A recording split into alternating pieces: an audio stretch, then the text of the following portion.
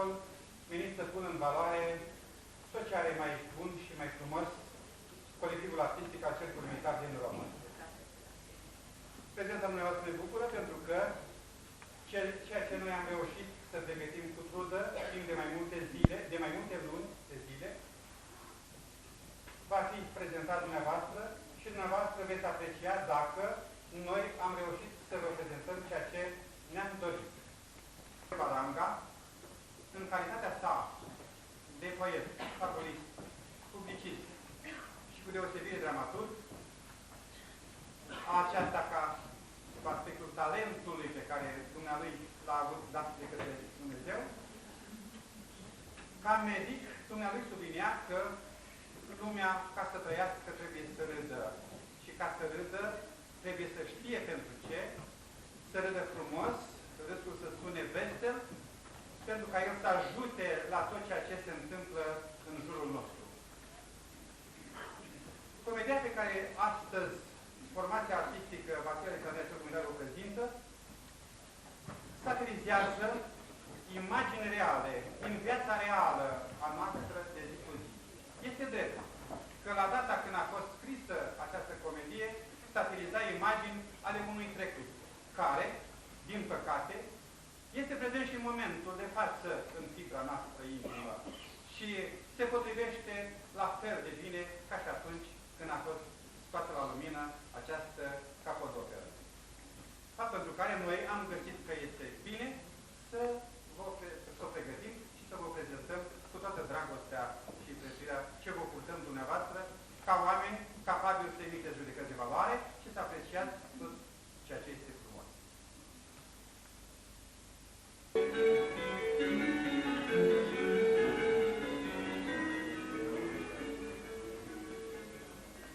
Cu privire la acordul bilateral, înscris în avizele noastre, cu numărul, fii atentă la cifre, 11.379 din 17 septembrie 1947, așa, perfect, cu anexa numărul, o clipă, unde n-ai pe aici, 26.344, bun, privitor la paragraful, Vale și zică, când lucrați? nu, fluie. Dacă lucrați, lăsați. Evident că lucrez, dumneata nu vezi. Deci unde am rămas? Așa, privitor la paragraful, referitor la intensificarea schimburilor dintre... Tovarășe Vitica, Bune. Peru are capitala Lima? Până la seara asta era situația, dar cu republicile din America Latină, cine mai poate să garanteze? Deci, referitor la intensificarea schimburilor dintre România și... Cum o să fie Lima, frate? De ce să fie? Că nu vrei dumneata? Eu știam că e Caracas. Dar acasă în niciun caz. Peru are capitala, cum n-ai mai spune? Dumneata vezi de treaba vitale, te m-am amestecat geografie concurs. Citește. Cu privire la acordul bilateral înscris în arhivele noastre cu numărul, fii atentă la cifra 11.397, din 17 septembrie 1947, așa perfect, cu anexa numărul o clipă, unde n-ai pe aici. Stai, băi, ce vă dumneata? Păi, ți-a dictat. Cum ți-a dictat? Știi și vorbele mele? Am fost atentă să nu scap niciun cuvânt. O să mă băgați în mormânt. Eu nu sunt mai iertat. Eu am vrut. Ai vrut ce ai vrut, mai fată, să mă omori? Stai cu mine de 2 luni, nici atâta lucru n-ai învățat. Îmi spui că eu nu strig! Eu nu strig la nimeni, numai la mine. Scoate! Rupe! Bagă altă foaie! Mai repede! Scrie! Cu privire la acordul bilateral, înscris în arhivele noastre, cu numărul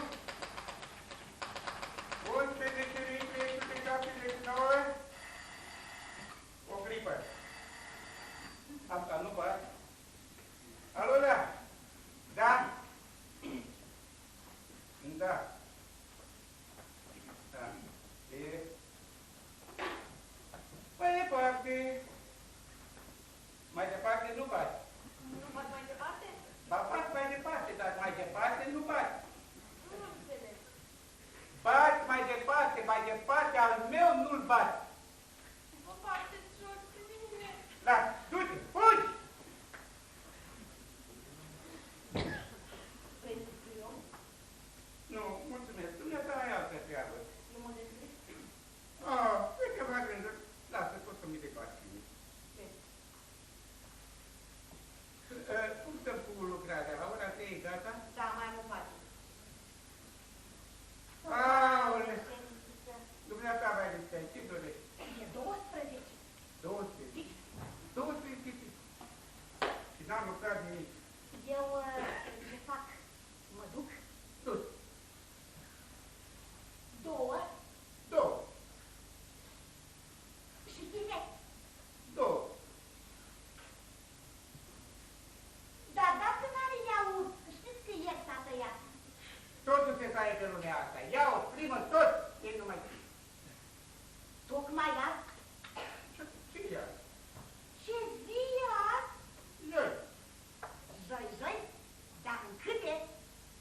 21 iunie. Oh. 21 iunie. Adevărat. O stic de vară. Lasă-mă, te rog. Adevărat. Vrei să scriu eu? Lasă scris. Dumneata, și ce zi ai? Scriu. 21 iunie. 20 de ani de când am venit în serviciul ăsta. Amândoi în aceea zi. Și nu eram decât noi. Amândoi cu 20 de ani mai bine. Dumneata ești tânără și acum. La început, n-am fost decât noi doi și mașina de scris, fără palmă. Fără palmă. 21 iunie, solstițiu de vară. Mă gândesc că data reprezintă o zi pacifică pentru mine. În ziua asta m-am născut. Și eu. Ha, dar ai fost prudentă. 20 de ani mai târziu. În 21 iunie 1947, îți mai aduce aminte ce a fost? Păi, cum să uit. Ne-ai mai avut o mașină de scris și a venit Mitrofan. Cum zboară vremea, Doamne. Și tot în 21 iunie, dar în 50, ne-am dat maturitate. Amândoi. La istorie mi-ai întâmplat. Nu, n-a fost nevoie, știai foarte bine, va. Ba, nu știam. Și că ultima parte a materiei n-am avut timp să o văd.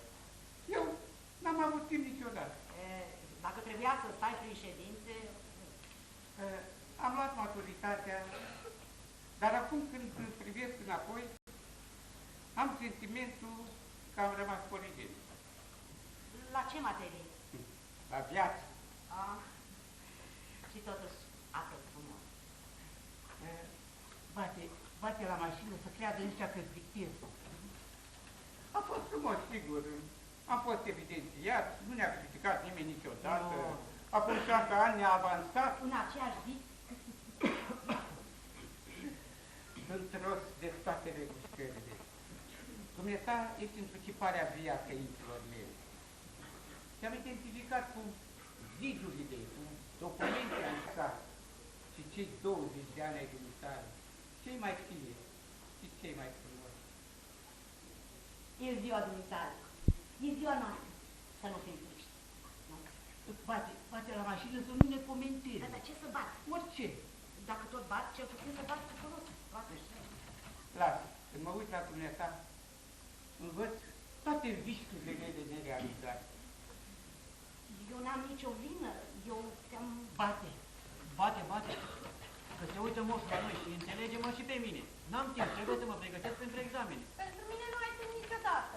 Și să fiu foarte atent. Spuneai că vii astăzi la noi. Nu ți-am promis. Am făgăduit, dar nu ți-am promis. Vezi cum ești? Știi că Elvira și Matei s-au logodit? Știu. Crezi că mie nu mi-ar plăcea să te știu soția mea? Crezi că eu nu m-am săturat de singurătate? De cămășile care se întorc de la spălătorie, călcate prost și tăiate de clor? Mama nu pune niciodată clor, rupe. Crezi că eu nu m-am săturat de restaurante și de tonete de mâna a treia? Mama susține că atunci când mănânci în oraș costă mult mai mult. Geta, alți tineri te plac. Eu te stimez. De aceea spun, ai răbdare, așteaptă și mai ales nu plânge. Nu suport lacrime. Spune, vrei să mergem după amiază la cinema? Salut, tinerețe! Gata, mai am o pagină. Să nu întârzii. Dar unde plecați? Germania Federală. Pe-abia sunt tot. Dar cine mai are putere să mai respire ridică? I-am spus-și tovarășului director. Mai lasă-mă, frate, nu mai pot. Luna trecută la Montevideo, acum 2 săptămâni la Haga, mia trecută la Paris. Interesant. Chestiune extrem de delicate. A trebuit să mă descurc. Am susținut și o documentare cu privire la rolul și însemnătatea duplicatelor după documentele oficiale. Adică? Crezi că te surprinde? Păi eu am susținut că este mult mai bine să ai duplicate după documentele oficiale decât să n-ai, fiindcă să luăm o ipotecă. Dintr-un motiv sau altul s-au pierdut original. Hai de mine, cum să se piardă? Păi dacă s-au pierdut originalul și n-ai duplicat, ce te faci? Pe unde scoți cămașa? Dar dacă ai duplicate, iei duplicatele și le transformi în original și ai de la problema. Ingenios, nu? Da. Gata. Sper că e de ridicate, nu? Nici.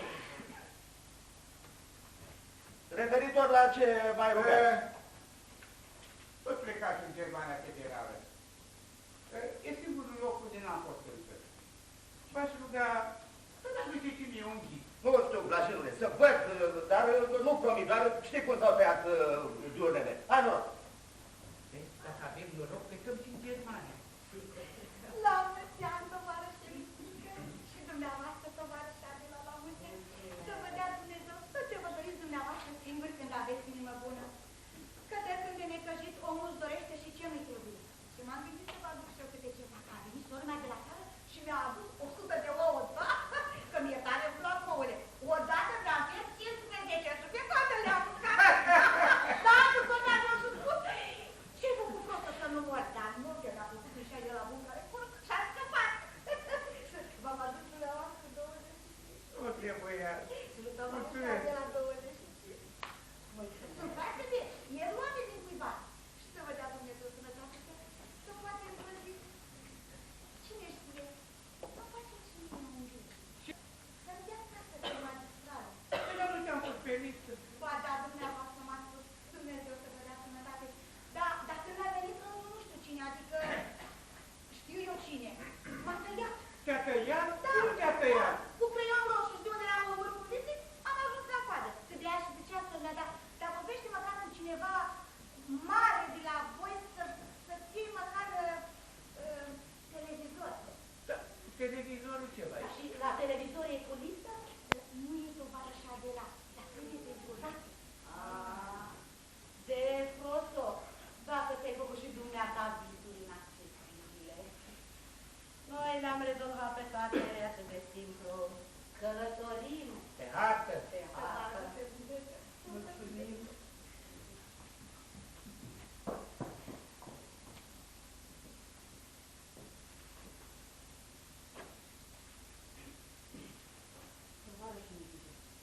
Tovarășe Mitică, o chestiune importantă. Zi. A murit tata. Nu mai spune. Condoleanțele mele. Când? Azi noapte. Așa am întâmplat ceva să mă învăț pe mine astăzi și mâine... Sigur că nu să mai încape vorbă, dar ce a fost? A fost bolnav, a zăcut, câți ani avea? Până tovarășe Mitică, nici 60 de ani. Ce te faci? Dacă s-a întâmplat, nu pot decât să o regret și să fiu cu tot sufletul alături de dumneavoastră tale. O singură observație mi-aș îngădui totuși să-ți fac în situația asta de care te afli. Ce observație, tovarășe Mitică?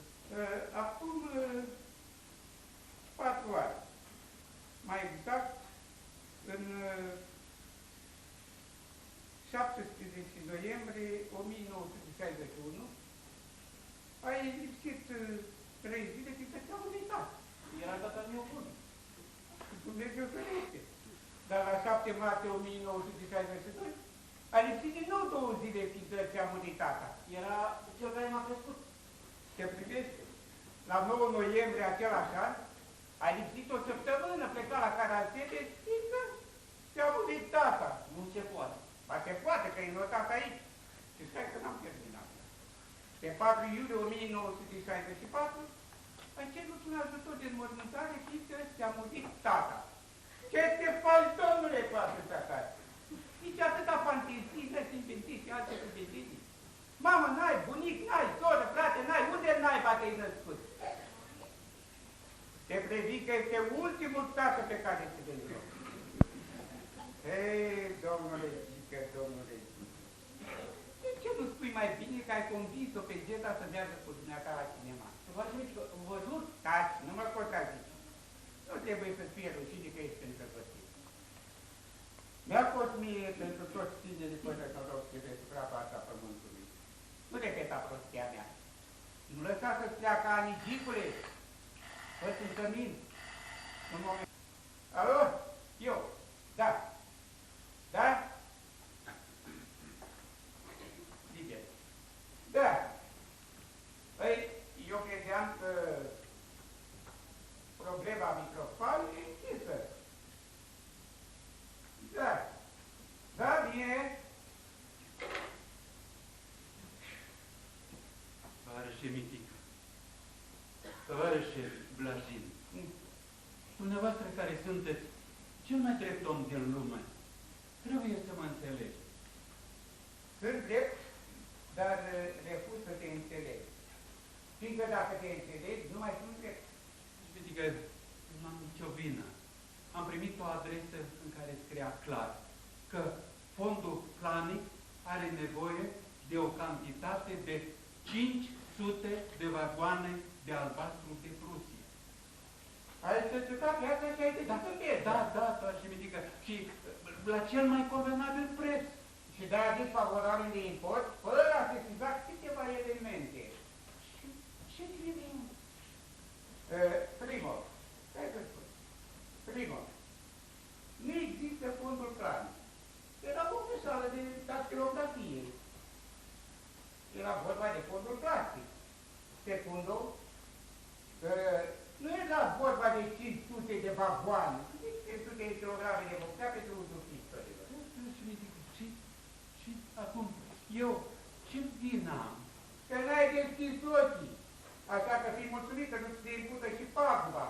Și să stat numai cu retrogradare. Și Mitică, gândiți-vă la prejudiciul moral. N-am ce să fac. Și Mitică, și la cel material, 200 de lei pe lună. Da, asta e o sumă. Și Mitică, am și eu greutățile mele, soții, copii, tată bătrân, trăiește, tovarășe Mitică. Auzi? Trăiește. Da. Câte s-o trăiește? De câte luni s-o trăiește? Pe 3 luni, tovarășe. 3 luni. 3 luni. Deci, 400 de mii. Da. Da. Deci,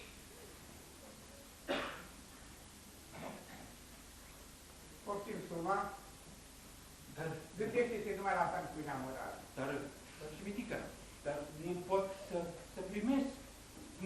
Nu e just. Nu e just, dar primește. Dar cum o să iau eu bani de la dumneavoastră? Ce sunteți dumneavoastră? Rofele? Nu sunt și te rog să crezi că suma contează și pentru mine. Dar m-am planificat, e prevăzut. Și Mitică, păi dumneavoastră nu sunteți un om. Aia, exagerezi. Și Mitică, dumneavoastră sunteți un înger. Mă placez. Tovarășe Mitică, păi dumneavoastră sunteți un sforic. Sfântul Mitică Blajinu. Mulți ani trăiască, la mulți ani, mulți ani trăiască, mulți ani trăiască, la mulți ani. Tovarășe Mitică, colectivul secției documentare și arhivă vă urează prin glasul meu sănătate, succes, noroc și viață lungă, spre binele instituției și al fericirii colegilor dumneavoastră.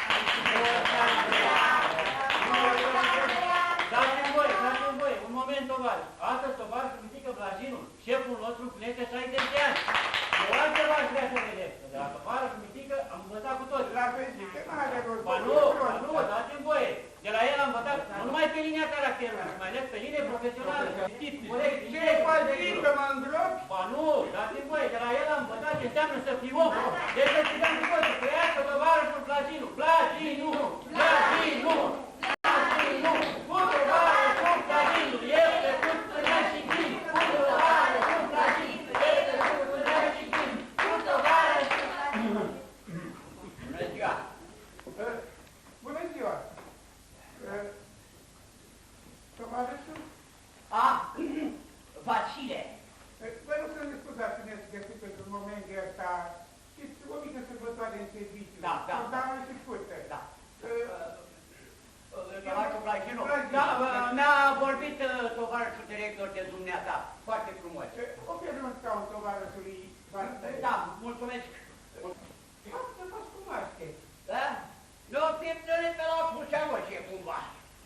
Lucianul? Da, da.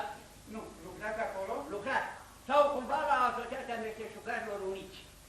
Asta privat la meșteșugari? Ba, privat. Sau dacă nu, poate cumva la combinatul de azotați de la Turnul Măgurele. Ați muncit și acolo? Muncit, domnule, muncit. Și totuși vă știu de undeva și... Nu știu nimic. Hai să duc la Galați! La Galați? La Galați! Nu. Păi, la Rumentul, la Bărlat. Nu, nici acolo. Doamne, spui, dar doamne, siguranță de tale miete acum, cunoscute, nu știu cum să iau. Sigur că da. Dumneata e legătură cu sportul, domne. Da, că eu în 61 am lucrat la UTFT pe linie de călărie. Da. Șofii cu tovarășul director de întârzie. V-a chemat el? Pentru ora 12. O fi prins în o ședință. Aici este mult de ședințe? Se mai întâmplă. Că eu sunt sătul de ședințe până peste cap copul. Da, dar de ce crezi neaptare că am plecat tot de la Crucearoși? În fond, serviciu era frumos.